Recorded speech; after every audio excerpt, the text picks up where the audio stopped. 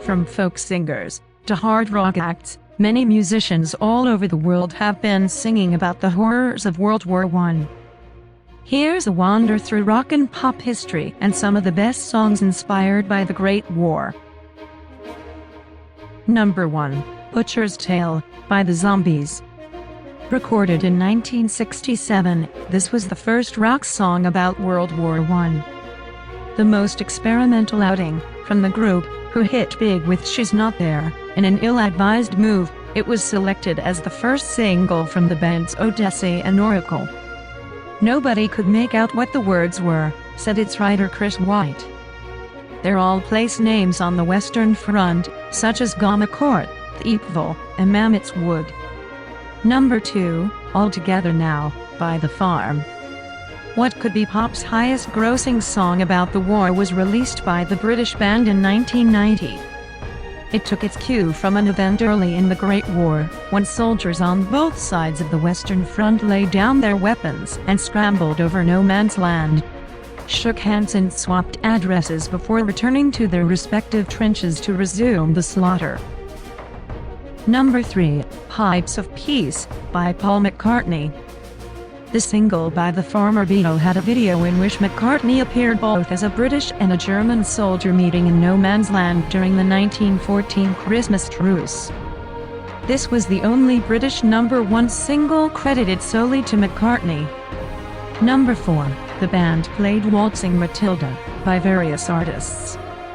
The 1971 Eric Bogle folk song about Gallipoli has been interpreted by many, include June Tabor and the Pogs. Number 5, On Battleship Hill, by P.J. Harvey. One of the conflicts that affected me a great deal was the Gallipoli campaign in the First World War, said Harvey. The song was released in 2011. Number 6, Going Home, by Randy Newman. Poignant waltz about a First World War soldier, first demoed in the late 70s as Going Home, was released in 1999. Number 7, The Green Fields of France, by Eric Bogle. Released in 1976, this is an ode to the Great War, which was covered by many, including the Men They Couldn't Hang. Number 8, PASSCHENDAELE, by Iron Maiden. This prog metal cruncher by guitarist Adrian Smith is about drowning in the mud at the Third Battle of Ypres, otherwise known as PASSCHENDAELE, and was released in 2003, on the Brave New World album. Number 9, Poppy Day, by Siouxsie and the Banshees.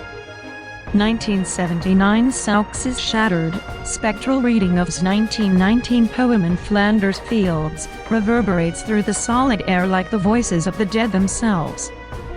Number 10, Harry Patch, by Radiohead. A one-off single written by the band's Tom York after hearing an interview with the last surviving soldier to have fought in the First World War trenches. The way he talked about war had a profound effect on York. Number 11, 1916, by Motorhead. Lemmy's 1991, moving fun aerial march, recounts the fate of a teenage soldier who added 2 years to his age and went off to fight at the Somme.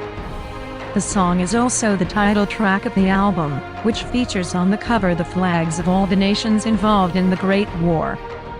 Ironically, the only missing flag is the French flag, with France being the country where the Battle of the Somme was fought. Number 12, One, by Metallica.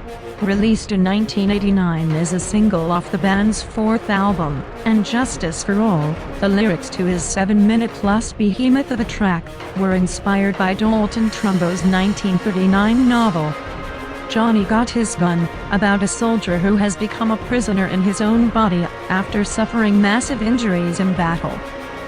Thank you for watching. If you enjoyed this video, please subscribe and hit the like button.